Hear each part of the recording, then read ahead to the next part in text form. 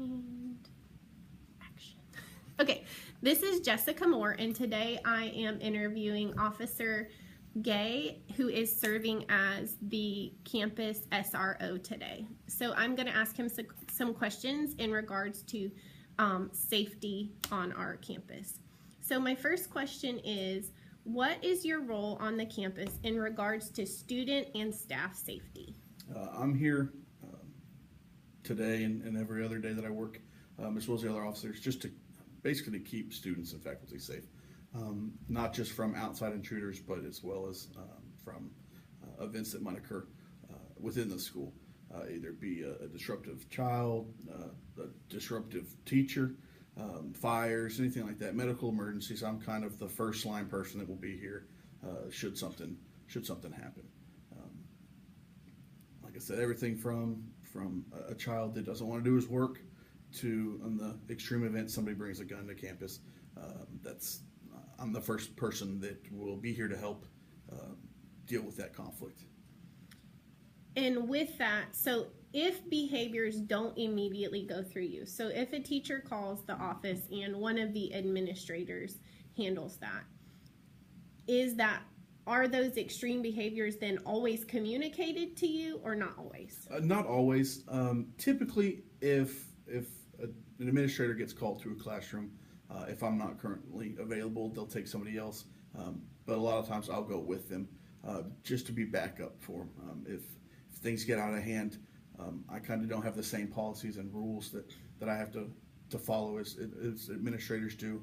My number one goal is to keep everybody safe. Where if that, from restraining a child that's actively trying to hurt somebody, that gives me a little bit more leniency to do that. So I typically try to go with them to take the pressure off of the administrator. Gotcha. Okay, so one of the things I did as a part of this program was I conducted a safety audit of the exterior of our building. Okay. And as I was conducting this safety audit, I noticed that many of the exterior doors were not labeled.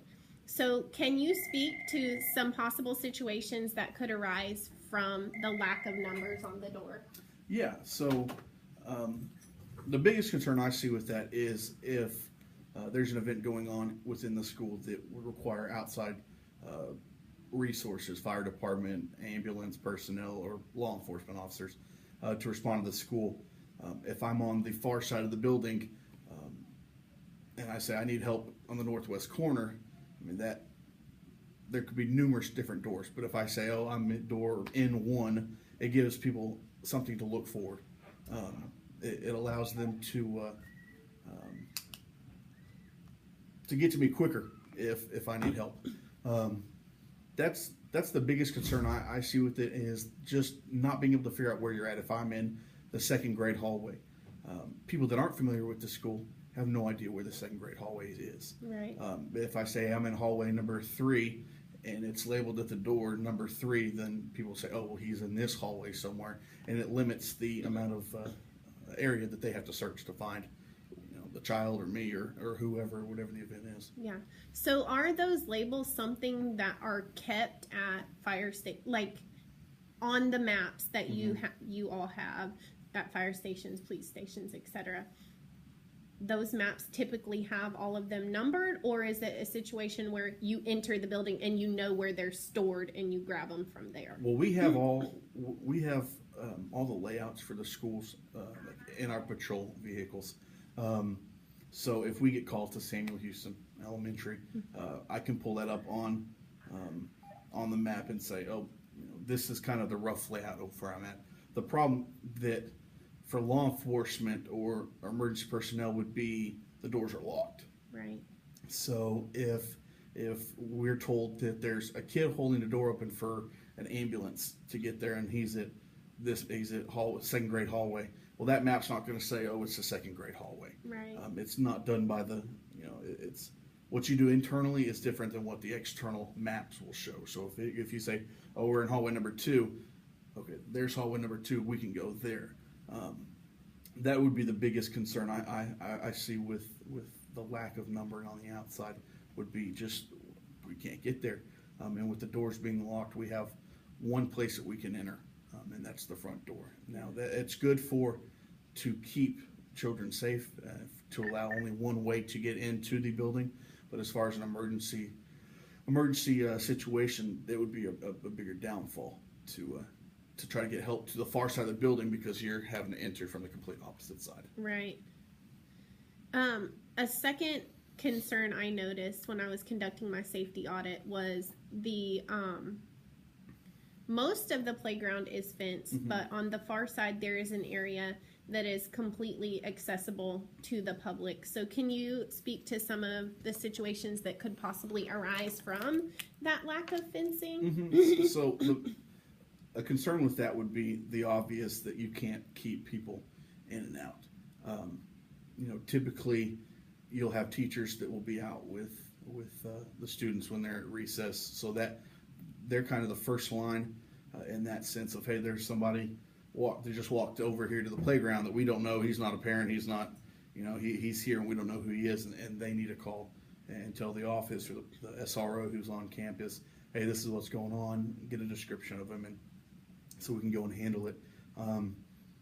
That's the biggest problem I see with it, is that it does just allow anybody to walk up.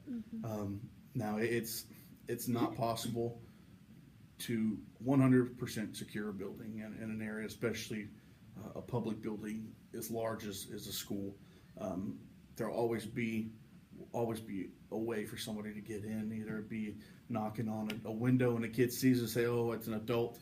They're taught to respect adults, and they go and let the person in not knowing, or somebody just walking in off the street. But like I said, it's really up to the teachers when they're outside with the children to notice what's going on with in the surrounding area, as far as unknown people, and if something like that does happen, then to definitely let us know as quickly as you can, so that we can go out there and address it. Because 9 times out of 10 it's going to be a lost parent, or somebody that I'm just walking around, I don't really know where I'm at, and we can handle it. But it's that one time that it could turn into something that nobody wants to see.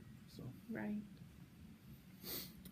So my final question is, what role do you play in the reduction of extreme classroom behavior? So I'm really asking more about, are there things you do on the preventative side, working with kids or teachers to prevent those behaviors from either becoming extreme, or the extreme behaviors we know are going to happen from occurring less often? Yeah, so in my position, it's not just about being the bad guy coming in when children are acting up.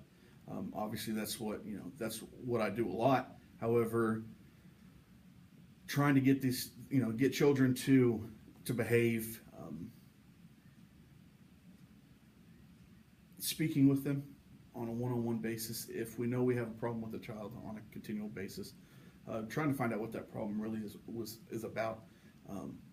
Most kids don't just act out just for whatever reason. They're seeking some sort of attention, something is happening external to the school, and trying to find out what that is, so that we can correct that behavior.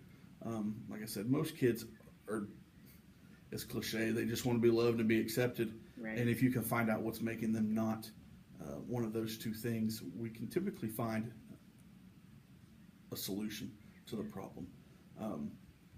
We help with preventative by speaking with teachers that are having problems with classroom behavior on if you're having a problem with student A and student B because they sit next to each other, why don't we put them apart and see if that helps, or if it needs to be moving to a different classroom because they just don't get along with anybody in the class. Trying to facilitate that in the best way, helping the administrators. They typically look at SROs differently than principals, and they'll tell me one thing and then they'll see a principal and tell them completely something different, just because, oh no, that's the principal and that's the police, and they understand for the most part what they're doing, and like I said, just by trying to get them to understand that this is a place of learning and this is a place of business, that they can't act the way they're acting, and figure out why they're doing it and try to rectify the situation as best we can. Yeah. So. Well, thank you very much for Yes, your ma'am. time, and I appreciate all you do every day We to help our appreciate that. campus and Yes, our ma'am. kids, so, and teachers. Yes, oh, yes, ma'am. We do our job for not the paycheck, just like teachers. Very underappreciated until we're needed. Yes, So, sir. we do. Absolutely. We appreciate it. Well, thank you Yes, very ma'am. much. Thank you.